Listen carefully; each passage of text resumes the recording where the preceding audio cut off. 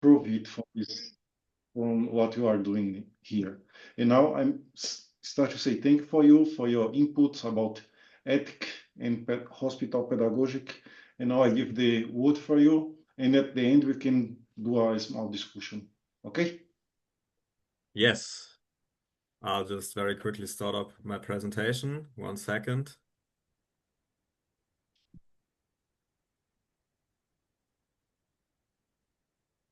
So, that might take a second. Now, I think you should see my presentation. A Yes. warm welcome from me too, dear colleagues, fellow students, this time live from Hamburg, Germany. Good to see you all. Today, I am attempting a synthesis called Resilience and Autonomy based on my previous YouTube posts, which I would like to base on the concept of resilience and autonomy on this day. I would like to use these two, as the basis for an ethical plea to pursue pedagogy despite illness and not just in the case of illness.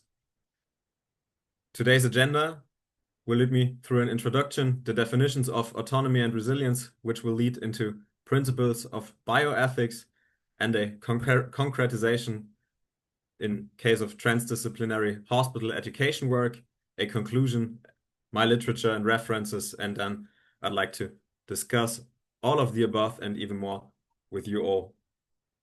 To begin with, today I understand hospital pedagogy, as has probably resonated in all my previous lectures that can be found on YouTube, according to Ortiz and Freitas, as the space of learning in a hospital situation, configuring an educational action compatible with the problematizing environment so that the patient/student during medical treatment or after the end is not absorbed in another situation of conflict, the unpreparedness for school life or the return to school life.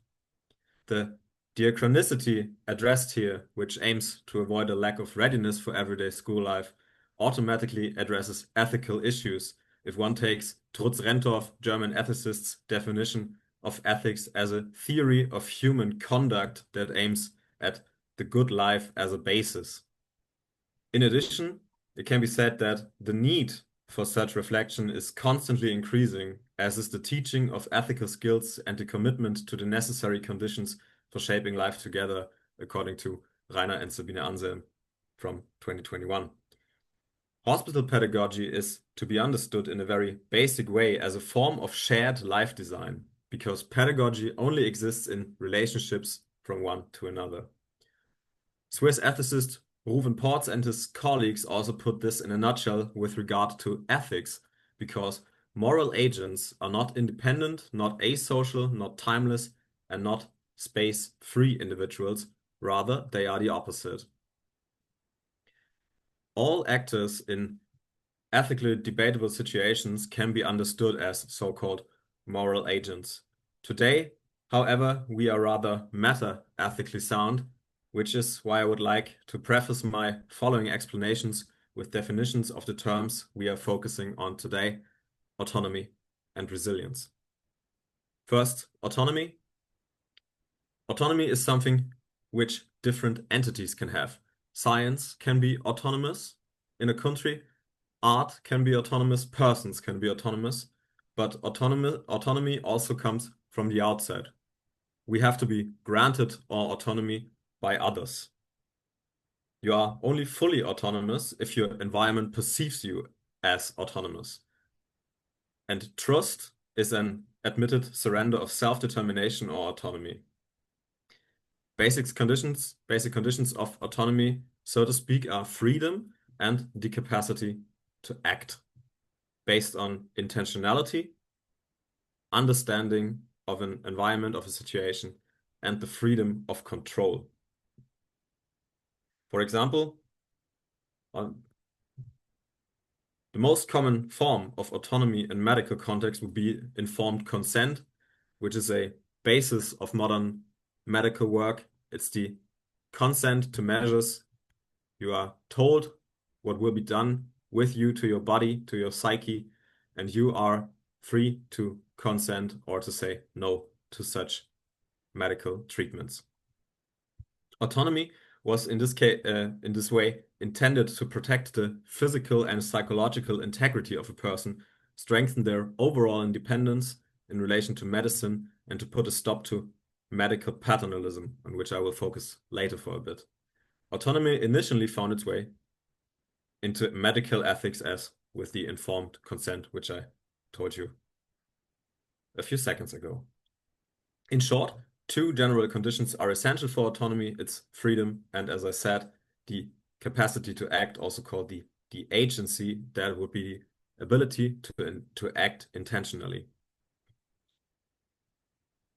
On the other hand, resilience has no uniform definition. I chose to pick a few highlights from certain literature and references I already had or I found. Hirschmüller and Schröer, German nursing scientists, described resilience as various phenomena that include resilience in crisis and thriving despite adverse circumstances. In psychology, it is used to describe various phenomena. Nowadays, resilience is understood less as a stable personality trait and more as an orientation that is particularly important during transitions in the individual and family life cycle. It's quasi the opposite of vulnerability. It has a situational relevance, which means that you must not be resilient in all kind of situations. Rather, it's based on a situation. It also always involves the possibility of positive development due to adverse circumstances, and just in general refers to the phenomenon that some people remain healthy or recover comparatively easily from disruptions despite pronounced stresses and risks, while others are particularly susceptible to them under comparable conditions. Resilience, therefore, would be, as I said, the opposite of vulnerability. Interesting is that there has been a particular increase in the use of the term resilience in German corpora publicly accessible via the DWDS, which is a it's a corpus that shows you how much or how much use certain words get in German newspapers, for example. And here you can see that since the year 2019, resilience has risen in popularity as a word, which could be due to the COVID-19 pandemic. But that's just a hypothesis on my side. I will provide the ethical basis for my subsequent concretization in the next 2 minutes using one of the major ethical frameworks for bioethics in general, the so-called principlism of the American bioethicists Tom Bouchon and James F. Childress. I will try to show that resilience in this framework, in which autonomy is already incorporated, can be seen as a useful addition, particularly for the educational pedagogical work in hospitals. Before I will further touch the related subjects of power and paternalism, which I already mentioned a few seconds ago, in a brief but hopefully insightful excursus. Paternalism is described as a paternalistically structured doctor-patient relationship in which the doctor is seen as the expert who alone knows what is best for the patient. That might counter the informed consent I already mentioned. Autonomy and resilience, so to speak, automatically address issues of paternalism. There are two main types of paternalism: weak paternalism, which would mean that a doctor or someone in a power position would be pushing for a decision or not listening to the patient's decision.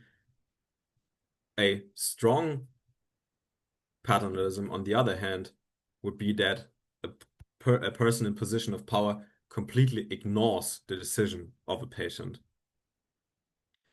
Autonomy and also resilience so automatically address issues of power and paternalism, as the self-determination theory by Deci and Ryan indicates. This theory identifies autonomy competence, and social integration as central needs for motivation, for example, for learning in an illness situation. Resilience is required if one or more of these needs are not met, like with regard to the economized situation in the hospital in which the patient is a cog in the wheel. Resilience can also be understood as a possibility or psychological construct for preserving autonomy in disruptive situations. Therefore, a separate edition in the horizon of hospital pedagogy, again, before the understanding explained at the beginning, the space of learning, down on the right, in a hospital situation, configuring an educational action compatible with the problematizing environment so that the patient, student during medical treatment or after the end is not absorbed in another situation of conflict, the unpreparedness for school life. The space of learning must not be restricted in order to implement a hospital pedagogy that promotes autonomy and resilience, but it must remain compatible with the problematizing environment. This is certainly not always the case in hospitals without restrictions, so resilience is needed, which must be promoted by hospital pedagogy in accordance with the definition. And that's what I tried to show with this diagram, in which you can see that power circumstances from the outside seem to kind of come in on the autonomy, and resilience pushes outwards. In this case, in this way, resilience is really a way of preserving autonomy and promoting a space of learning, which could be described with this gray circle. I will now try to implement these ideas into the principles of bioethics, the so-called principlism, which would incite 4 basic principles that are without a hierarchy, because the American bioethicists Bouchon and Childress had the idea that, how do I say that? There should rather be principles kind of in the middle. They identified 4 of those, than one big principle at the top on which you always, or to which you always relate your ethical decisions or non-decisions. Mid-level moral principles instead of an overriding principle. I said it. They developed those in the standard work Principles of Biomedical Ethics from 1979, and it was first published in German in 2024 as Prinzipien der Bioethik by Tom Bouchon and James Childress. They identified 4. The first one is non-harm or non-maleficence, which basically just says that no evil or harm should be inflicted on a person or a patient. And historically, it was derived from the benefit principle, which I will go over on the next slide. Bouchon and Childress said, in our view, no ethical rule still puts avoiding harm before providing benefit in all circumstances. For example, certain measures to contain the COVID-19 pandemic are critically discussed today and were not critically discussed a few years ago, back when the pandemic hit us. The next principle would be beneficence. Beneficence just means doing good, but it is more than a non-damage principle. It means that active action is required. Actions must be actively carried out to do good to another person, positive beneficence and benefit. The principle of positive beneficence requires actors to benefit others, and a principle of benefit, on the other hand, requires additional consideration of risks, costs, and benefits, which means you have to think further about your beneficence in case of doing pedagogic work or educational work. Justice, as a third of 4 principles, would mean that there's no, well, first of all, sorry, No great differentiation of theories of justice, of which exist many, can be made here due to time constraints, but I will quickly focus on justice in case of hospital educations then, because frequently hospital education focuses on the compensation for temporarily impossible regular school attendance. Students cannot attend school, and hospital pedagogy tries to compensate for that. And there is a sense of justice in this thinking, in this action, which benefits John Rawls, who might be the most well-known theorist of justice, who just plainly described justice as an act of fairness. That would mean here the replacement of schooling in order to create equal conditions. Students would be schooled or taught in their hospital, in their environment in which they are now as people with a certain illness. But there is no single form or a single model of education. School is not the only place where it happens, and maybe it's not even the best, said Brandao in 1981, which would also benefit the idea of justice as fairness. And justice, according to Stegmaier in 1995, then meant unlimited responsibility for others, no longer guaranteed by general norms and principles amidst the inhibitions and freedom of one's own limited moral identity. This quote, this idea of justice, leads me to an idea of justice which would be practically usable in a hospital pedagogy situation, the so-called capability approach according to Amartya Sen from 1979. Sen developed the idea that the ability to realize one's own good life must be established for all people in a general manner. The aim would be to achieve an improvement in social justice rather in the idea that everybody gets equal parts of everything. Lastly, autonomy, which we already talked about a few minutes ago. I would like to add a supplement in the light of hospital pedagogy. There is a reciprocity of especially resilience, promotion, and autonomy.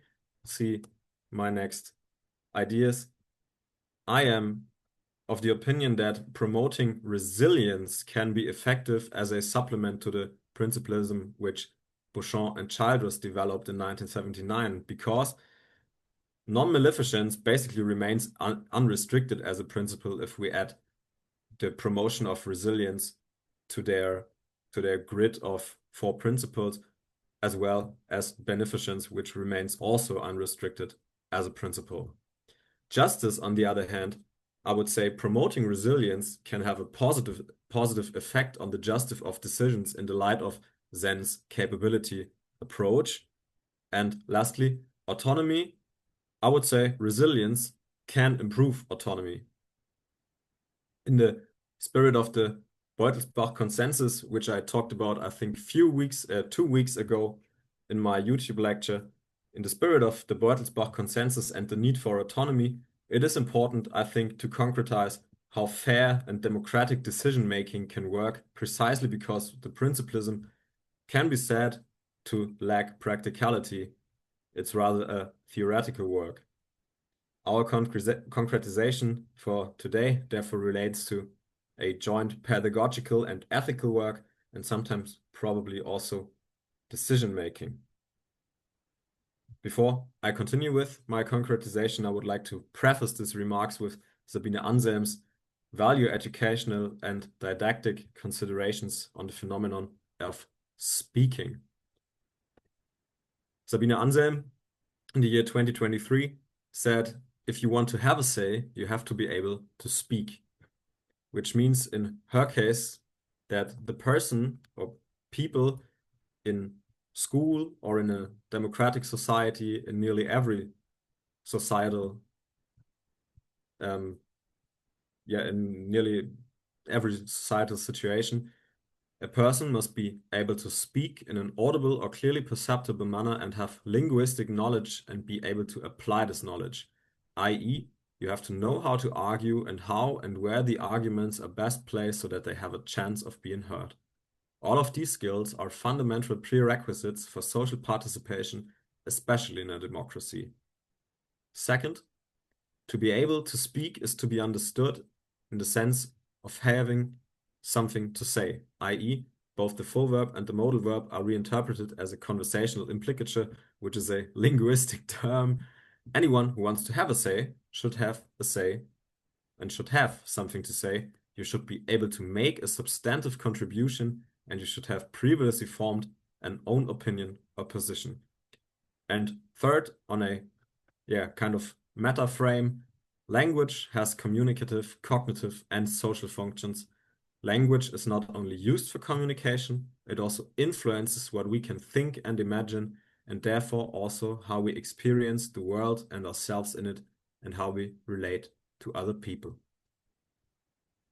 Prefaced with this, I will now concretize my rather theoretical explanations up until here, with an idea of transdisciplinary hospital education work. De Oliveira et al. Said autonomy and in learning and in interactional relationships is the main framework of hospital pedagogy. And the above premise can only be realized by talking to each other and with each other. This corresponds to the premise formulated by German ethicist Trutz Rentoff that all ethics must be social ethics. All ethics are derived from the interaction of people. Well, if you were living alone in a forest, then you could do ethics without doing social ethics, but most of us don't live alone in the forest, so also that would impact the pedagogical relationship design and would also benefit the motive of social inclusion in Decies and Ryan's theory I talked about a few minutes. This corresponds that in order to do full justice to the necessary pedagogical relationship building, cooperation in transdisciplinary teams is not only suitable for ethical issues, but also for pedagogical ones. And it has the motive of social inclusion, as I said, through joint decision-making, also that of competence, and is ethical necessary because you might know the dictum by Austrian-American communication scientist Paul Watzlawick, who says you cannot not communicate. Not communicating is tantamount to rejecting a pedagogical relationship altogether, and patients have a right not only to speak, but also to listen to someone speak. In a institutionalized framework like the hospital, this can be facilitated by institutional clinical ethics committees, for example. Because as Hirsmüller and Schröer said, ethics in healthcare in particular enables all those involved to pause and to reflect together on what is good for a respective person. And a holistic idea of good can only be created or designed if any or everybody in a hospital situation is heard and people talk to each other concerning a certain patient. With this in mind, I would like to briefly present two further quotes from De Oliveira and colleagues. First, the importance of the pedagogue in health units is given because his work goes beyond continuity and monitoring in the teaching-learning process, but a hospital pedagogue also develops pedagogical strategies to optimize the emotional state of the patients, which on several occasions is downcast. And second, it has to be as well as minimizing negative psychological and social aspects in order to make him adapt to the new phase in which he is with a specialized educational service flexible to the cognitive needs and recovery of well-being of each student. That leads to Further quotes, thus, it is up to the pedagogue to meet the educational needs of these students, establishing a continuous relationships to the learning and teaching without standardization, but with the appropriate planning to meet the specificities of each student along with his illness. The combination of these two premises must almost inevitably lead to considerations regarding interdisciplinary and transdisciplinary teams. These can bring about a certain standardization and non-standardization, is what I would call it, by providing a more holistic picture and thus facilitating the minimization of negative effects caused by the hospital setting. The literature on hospital pedagogy, as you have seen a few seconds ago, also calls for flexibility and a focus on the individual, which can only succeed if the various disciplines and their perspectives are heard.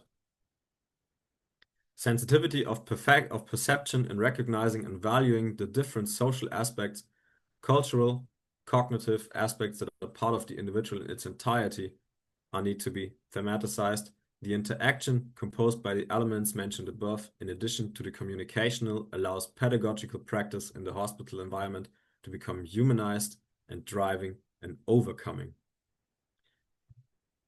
My hospital pedagogical corrections on interdisciplinary ethical cooperation such promote a more holistic view of the patient in the treatment situation, and they improve flexibility of the teacher or educator. But to a certain extent, this represents a preliminary stage of the narrative ethical approach of care ethics, which I already explained last week. See my YouTube lecture for it if you are interested. I think important is that it still should be pure advice from the colleagues. There should be no weak or strong paternalism. I think it may even be possible to adapt teaching and learning content or learning areas to the hospital context, but this would probably require in nearly every hospital in the world not only a separate curriculum, if not a separate teacher training program in universities, but also would require very careful adaptations to different clinical pictures or hospital forms. It seems rather unrealistic, albeit highly exciting, that we could just form a new curriculum based on some ideas I offered you now. I think even the idea of transdisciplinary quasi-educational teams presented here is likely to be extremely time-consuming and resource-intensive in a hospital. Overall, I think didactics aimed at self-determination are the best way to go, and they are also suitable for hospital educators due to the at least partially similar working mode to nursing, for example. For Reinhard Ley, German ethicist and nursing scientist, has a draft on this. If you are interested, I can send it to you later. Due to time constraints, I will leave just this reference here, which already leads me to, last but not least, a synthesis. Resilience and autonomy are kind of a great defiance.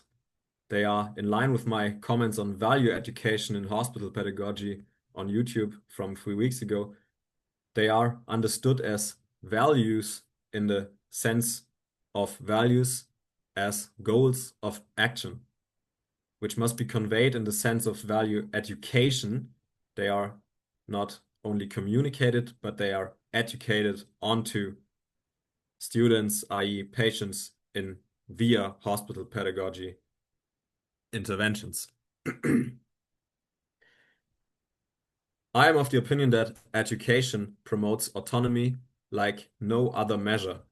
The common medical ethic idea that one is already autonomous if only he can have a say in specific decisions, that falls short. School has a general educational mission, which is at least temporarily rendered impossible by the hospitalization of a student, and thus reinforces this problem of a lack of autonomy. I dare to suggest that full-fledged resilience is only possible with autonomy.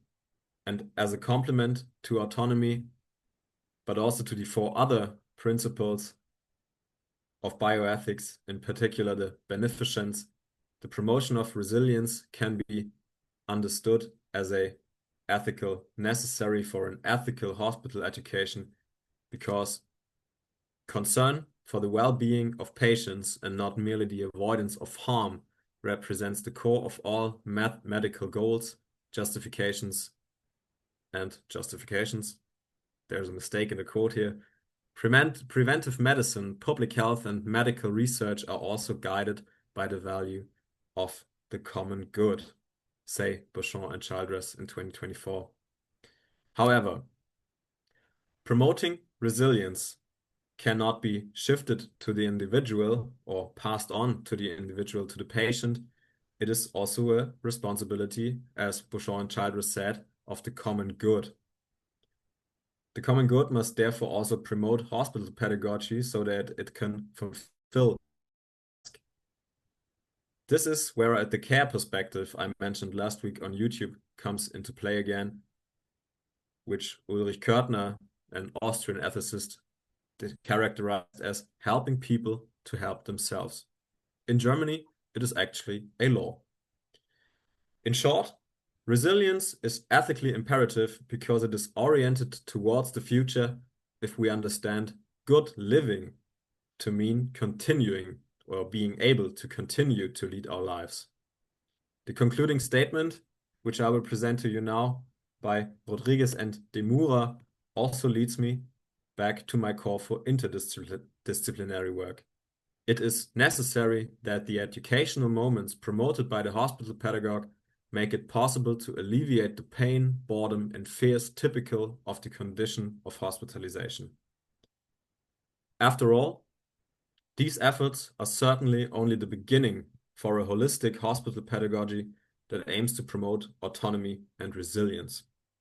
I would therefore like to conclude with a deliberately open and hopefully motivating quote from Werner Stegmaier, German philosopher: "Turning hardships into virtues is the creativity of life itself." Those are my references.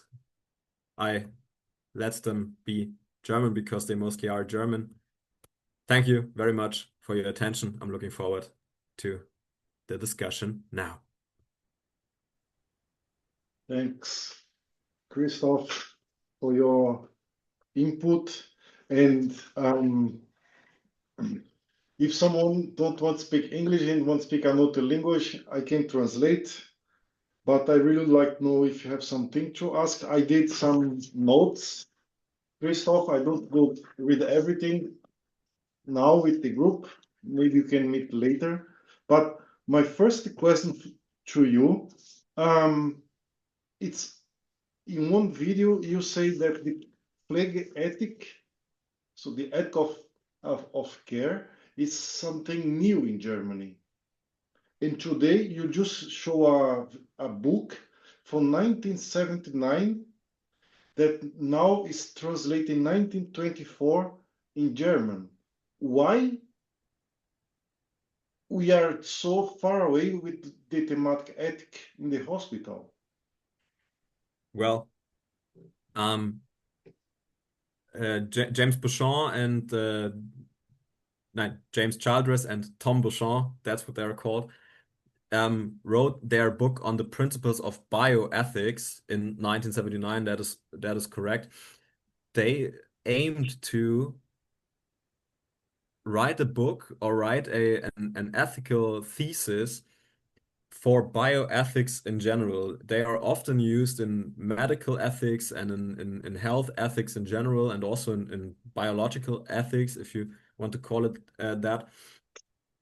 The term of care ethics, which leads back to the beginning of the 20th century, is rather new in German, because Germany was an expert for the last not 100 years, but for the last 70 to 80 years, to let nurses in Germany just be assistants to doctors.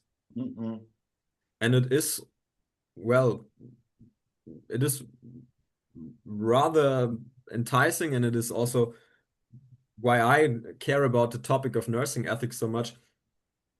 It is a great development that nursing or nurses as a profession, that nursing as a job empowers itself mainly since the COVID-19 pandemic, because people in Germany realized, oh wow, nurses are not only assistants to doctors, but they are a whole profession with a profession ethic, with a way of working, and they are doing a job that cannot be also substituted by doctors or any other profession in the hospital.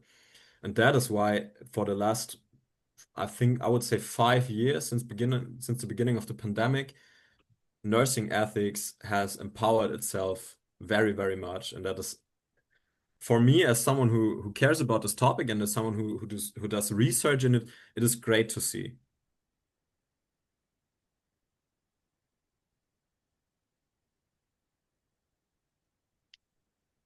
Someone want to say something, or can I go ahead with my thematic?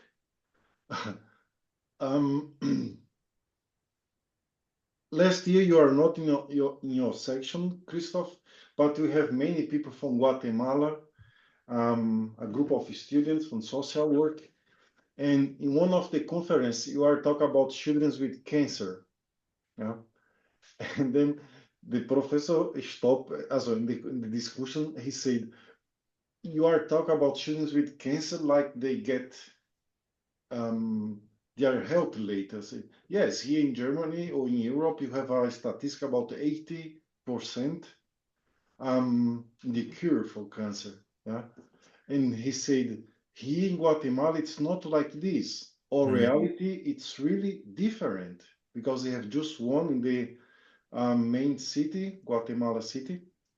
And he was discussing how it's difficult, this thematic there. And I say this because in the last lecture, you told about Voorzorg, care, als christelijk motiviert Gleichheit alle Mensch, something like Christian. Yeah? And I really don't think that is something that have to do with Christianity. Yeah. If you see that Guatemala is too poor today because the invasion for the Christianity. Do you know? Yes. And on the other side, my colleagues from Tanzania, they are Muslim. Yeah. And they have care there too. Do Yeah. you know? But it's not a critique for you. It's just because sometimes I think we read things a little bit Europa centric. Yes. Do you know what I mean? Yeah. I totally understand. I found it important to mention it last week because of course it is a very Eurocentric view, but in Europe, European values, I think one can say that with rather easily. European values, especially in the health system, are they have their origin in Christian values, like with Florence Nightingale, for example, who is godmother of nursing, so to speak, who was a nun, I think, if I recall that correctly. But of course, Muslim countries or Jewish countries, they all have care and nursing, which I think it's rather exciting because that just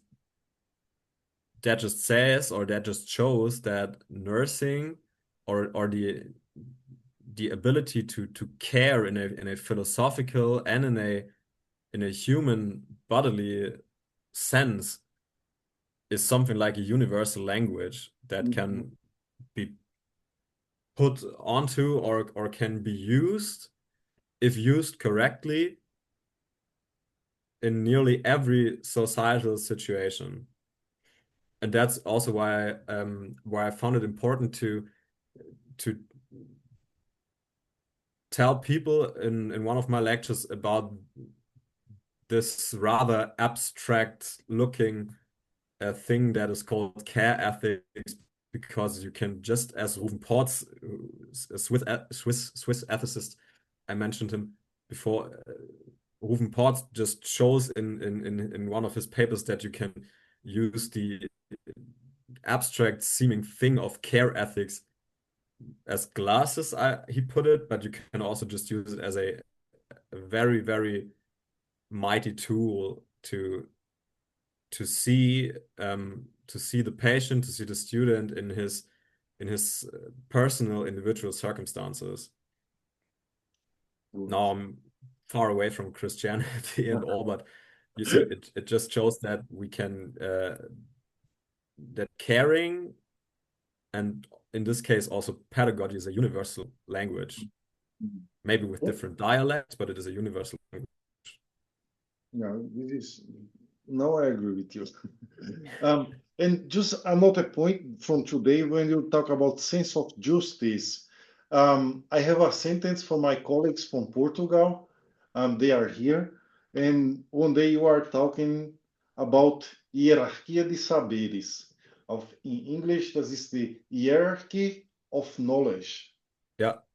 That's mean when they are in the hospital as teacher, they have the knowledge, what they have to do in the hospital with these kids, but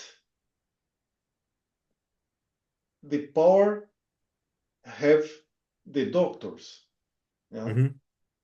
In this hierarchy of knowledge, I don't know if you can talk about ethic when if you start with this premise that the doctors have more power than the teacher group.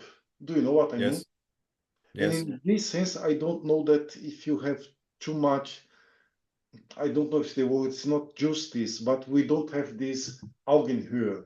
Yeah? Yeah. We are not the same because they are an institution that they have to recover the health. Yeah. And in this sense, I don't believe that you have this balance. I don't know how it's here in Germany. I don't know if Angela is here, but I think Angela cannot speak. But it would be nice to know, Rosa, how is in Italy? Do you think you have this hierarchy in the hospital too? Oh, Angela?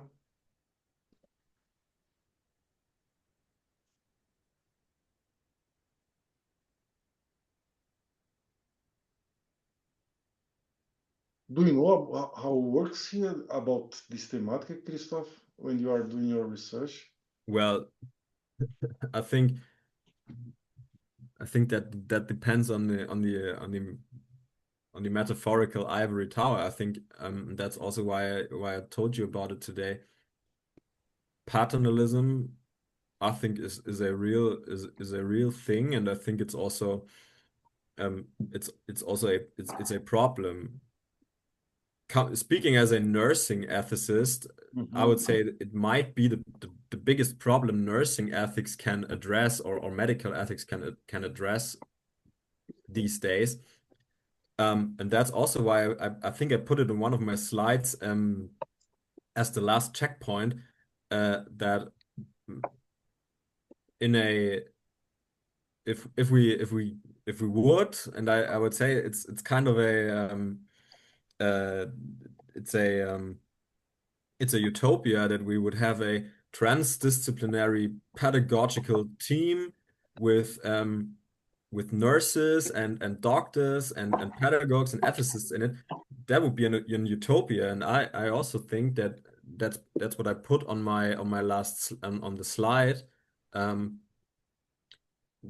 that still the final decision making in a concerning a pedagogical intervention should lie in the hands of the pedagogue, and not in the hand of a doctor, or in this case even a nurse. Although I think nurses have a more didactical or pedagogical sense than most doctors would have. But I do not I do not wish to bash to bash on doctors here today. Still, I think, of course, the final decision making should lie in the hands of a pedagogue, just because we have or still have the problem of paternalism, which kind of yeah, it flows in all directions of a hospital situation.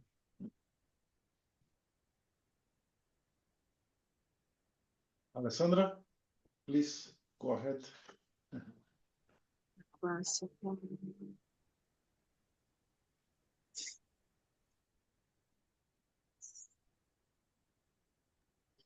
Alessandra, we cannot hear you.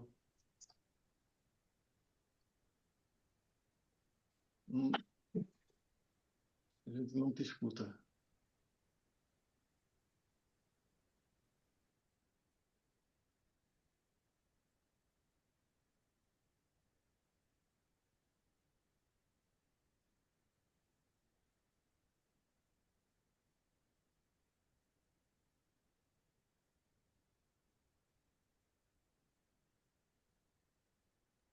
Alessandra?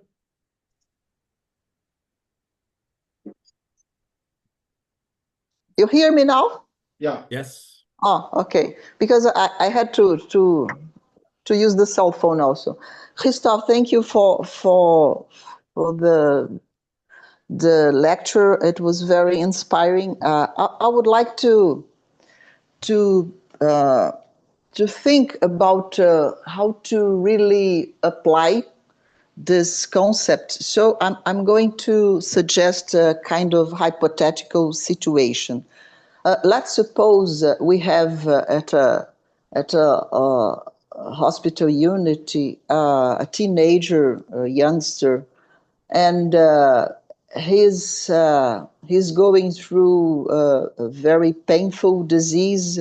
He has a life-limiting condition. He knows there's no cure. Somehow he knows he's going to die at some moment. I'm considering a teenager because it makes really different if we compare to a child. Yeah. And then, so considering that we should never behave on a paternalistic way, and considering that we should try to give him as much as possible chances to express his or her autonomy, should it be possible to accept that in some moment maybe this youngster asks for assisted suicide? What should we do as workers, as teachers, professors, as a pedagogical team working on this unity, considering this kind of claim? I don't know if I made myself clear. I tried to put these two concepts, autonomy and behaving, autonomy from the point of view of the patient, and the way we should behave, non-paternalistic, and maybe should it be possible to consider that this kind of claim that came from this youngster could be called somehow a means of resilience? That's it. Difficult question. You know, the topic of assisted suicide is a ethically and also as a juristically rather difficult topic, especially in Germany. Funnily or interestingly, due to Christian values still being implied in all of society. But since we are talking about it, or we would be talking about a teenager here, I think it would be especially difficult because if you are underage, of course you are restricted in your decision making in Germany at least, especially when it comes to the assisted suicide. Although I think in Germany, I think if you are 16 years old in Germany, you might be allowed to choose or to root for assisted suicide. I'm not quite sure about that right now. I would have to look that up. Yeah. I think I know in the Schweiz, in Switzerland, it's they have an industry for do this, but in Switzerland, and I know they have in Switzerland it's rather in Switzerland it's rather crazy, I would say. They are the situation in Switzerland is rather critically.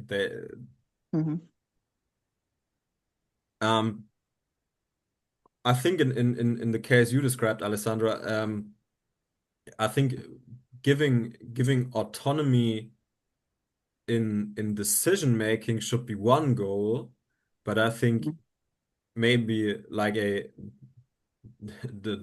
bottom up or the top down goal rather should be in this case to grant someone who is living the last part of his life already at a very young age, to grant this person autonomy as much as possible in his or her everyday life for his remaining life. But also, of course, if this person would root for or choose assisted suicide, one would have to talk about it, of course. Yeah. I think there would have to be taken into account the laws of this of the country, maybe existing parents, but of course I think the autonomy of the person should be first thing first, so to speak. And this is interesting what we're talking about the culture and countries, because in one of your later you are talking about, I have to find here, about moral. Yeah, moral, it's not something that it's established for the whole world. Yeah. It's different. And I say this because now are here in the room the colleagues from Tanzania. In Tanzania, Alessandra, it's not allowed to be suicide. If you try to get suicide, you don't die, you go to the prison. Yeah. In Brazil, the same, yes. In Brazil, it's the same. As Brazil is not permitted. I tried the question hypothetically to help us exercise possibilities of applying this kind of concept. But anyway, in France now, they are deciding, they're going for this kind of decision. And I think 18 years old is going to be the cut to allow a person. Anyway, 18, it's very young. It's still very young. Yeah. Yeah, of course. Yeah. But thank you anyway, Christoph. Thank you anyway. No, thank you so much. I know that it looks like a kind of tricky question. It was not my intention. I know it's a kind of intention. There's no answer. There's no answer for this kind of question. I wanted this kind of changing ideas. Thank you very much, really very much. No worries. You're welcome. I think in general, just for me, I think assisted suicide should be permitted. Concerning the age of a person, that is, I think, is something that would have to be very intensively discussed in the given case. Yeah. I think that also depends in the case of autonomy or concerning the question of autonomy. I think that would also depend how much in pain is a person, what can be done to lower pain, what palliative measures can be taken into account, and and the family as the family situation. It's a great question. I would have to think about it, but I think this Yes. is something that can only be done wrong in a certain in a sense. But I think autonomy should be, just in general, I think autonomy should be our biggest concern in the pedagogical and in ethical work. I was also trying to push the concept of resilience to a point that we could maybe think about asking to die as a means of being resilient, because it's much more easy to think about resilience as a thing that puts you going on. But sometimes, depending on the situation, to give up with quotes can be an expression of resilience. And above all, I think it needs a lot of courage to ask for dying. Yeah, Yes. I think so as well. I thought about that quite intensively while preparing this lecture, and I came to the same conclusion. I think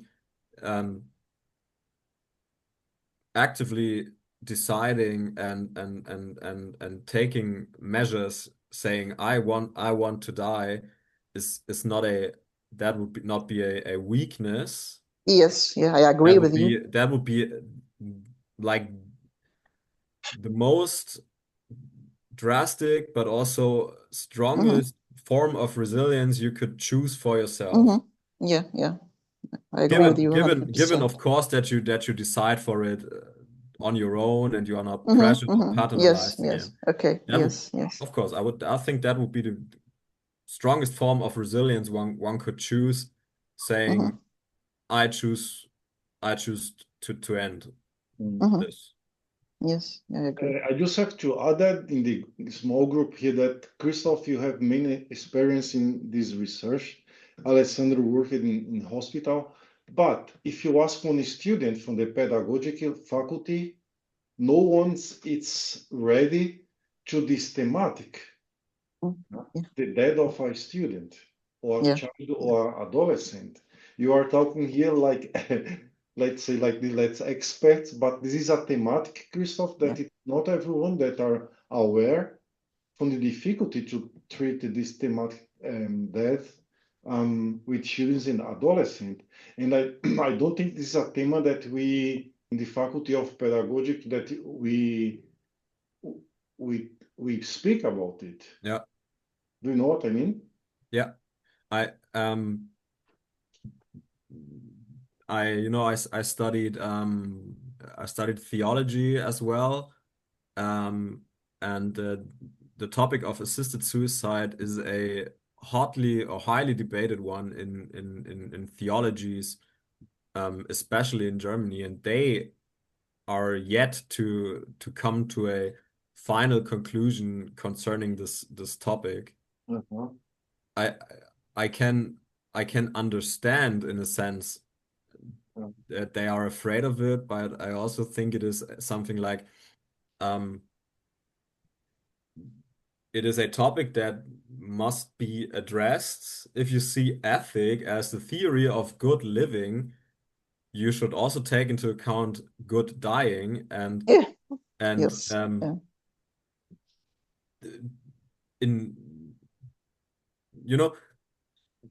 we are in if we do not discuss and research the topic, we are in danger of finally reaching the Switzerland model, in which it is rather unregulated and rather dangerous, I would say. Switzerland has done great measures to allow the assisted suicide, but they are reaching a point, I think, if I'm informed correctly, of course, they are reaching a point in which I would say treatments and some off they are nearing an inhumane status. There are other countries in Northern Europe, for example, they are doing a much better job, I think, on concerning Mhm. assisted Yeah, yes. suicide, which is humane and ethically sound. Yes. Thank you. Dr. Asher, how are you? Do you want to say something? I don't know if you fallen or talk. How much time do we have left? 10 minutes. Oh, okay. No more. Very good. Great. Hello. Hi. Hello. Hello. Dr. Asher, how are you? Yes. Hello. Yeah, I'm traveling. I'm in Doha, going back to Tanzania. Okay. Made a follow-up on the discussion, and it's really thrilling. All this time, I'm thinking on how we can integrate hospital pedagogy in our hospital settings in Mara.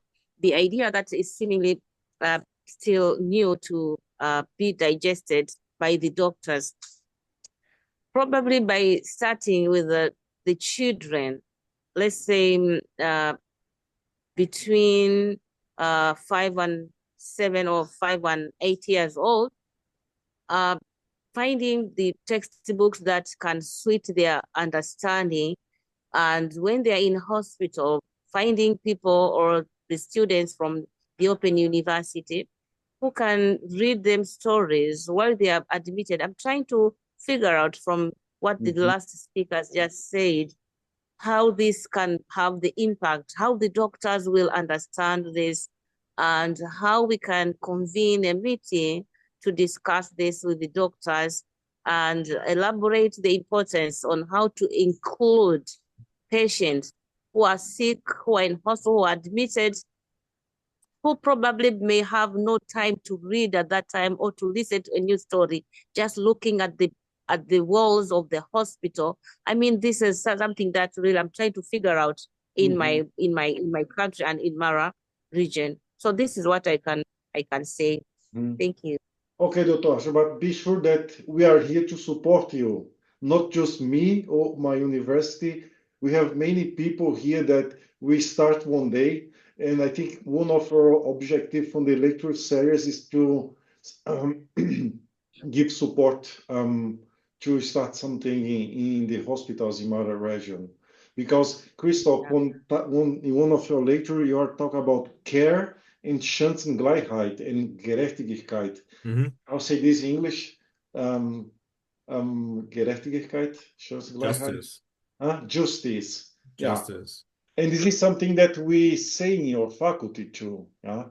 But you have many places in the world, still hospital where the students and the young people are there and they don't have support.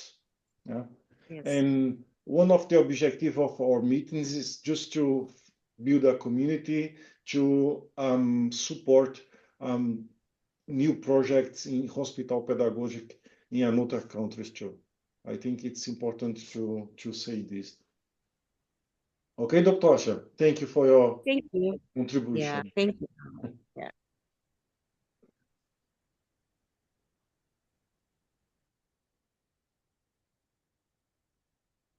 Someone want to say something or write something in the chat?